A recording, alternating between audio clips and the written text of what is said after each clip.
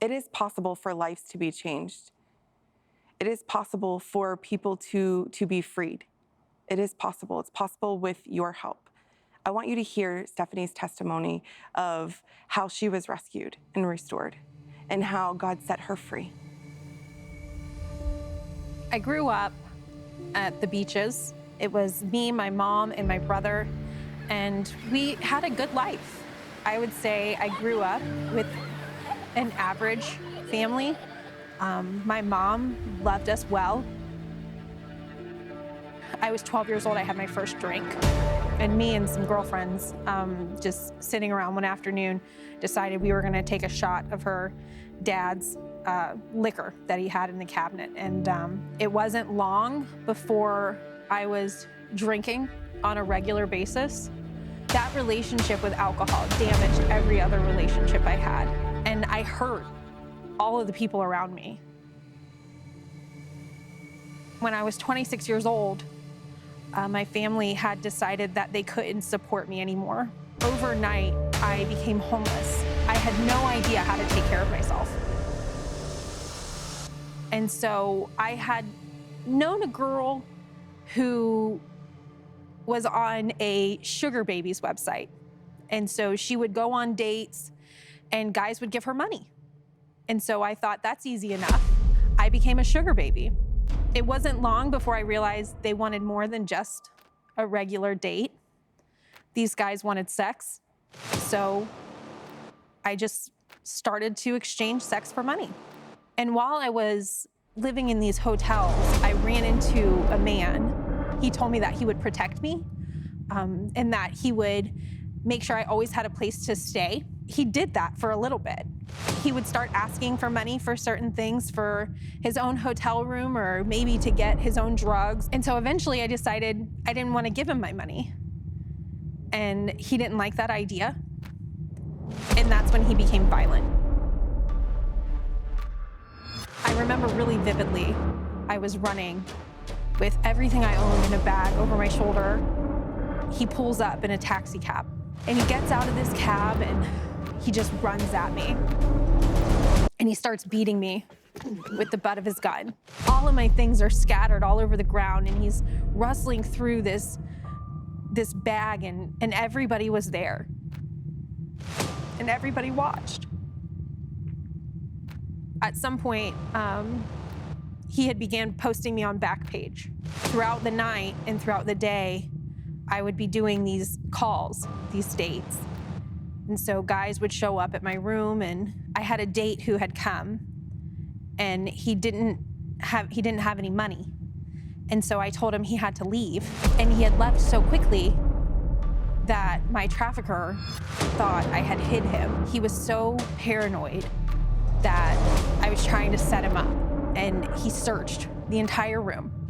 He was so high and he had been up for days.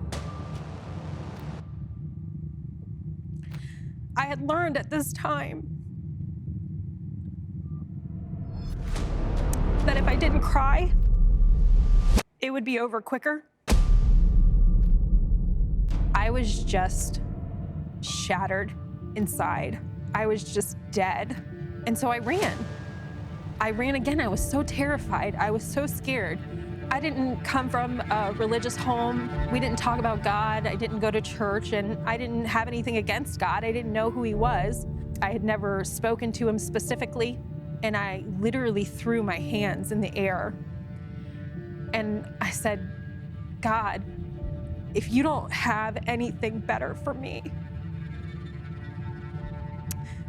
then this is just cruel. You're just being cruel. I need a sign that I'm headed in the right direction. There was another girl who was staying next door to me in this particular hotel, and I was sitting with her, and I'm telling her a little bit about what I'm thinking and what I'm feeling, and she starts rifling through her purse, and she says, something's telling me to give you this. And so she pulls out this 14-karat gold Star of David. And I have no idea about God. I have no idea about religion. But I do know that this is a symbol of God. And that was my sign.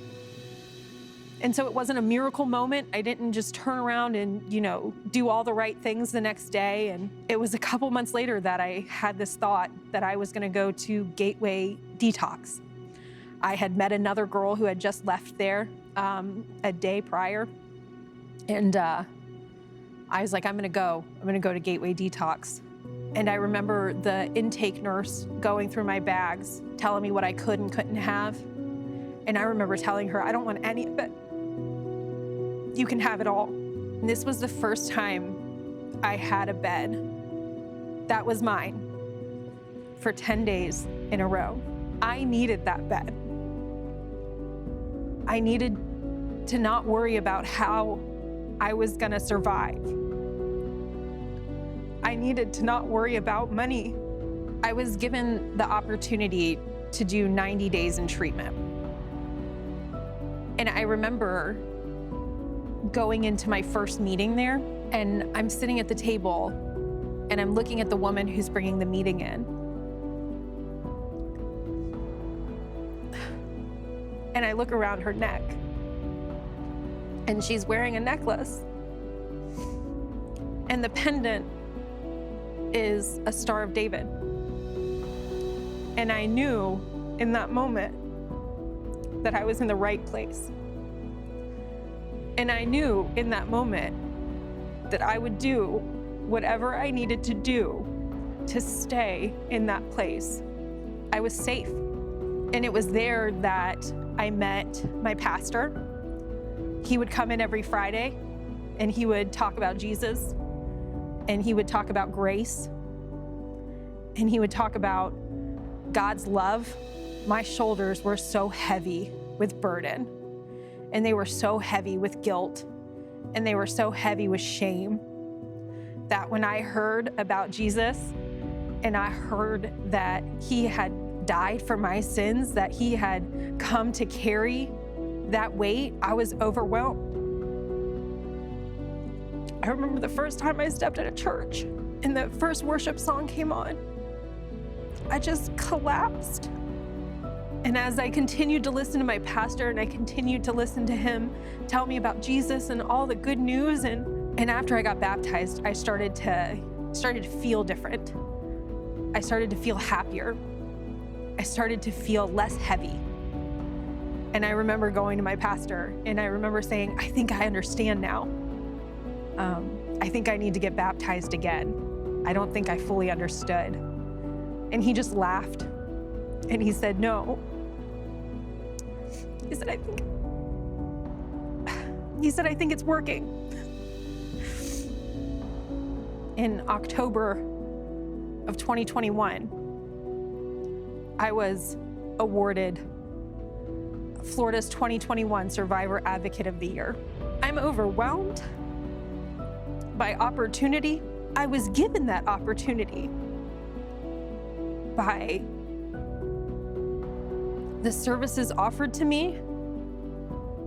I was given that opportunity by the people that surrounded me, the people that loved me until I could love myself. And now I get to work with women and give them that same opportunity and give them that same love and offer them those same services in that same community. There is no greater feeling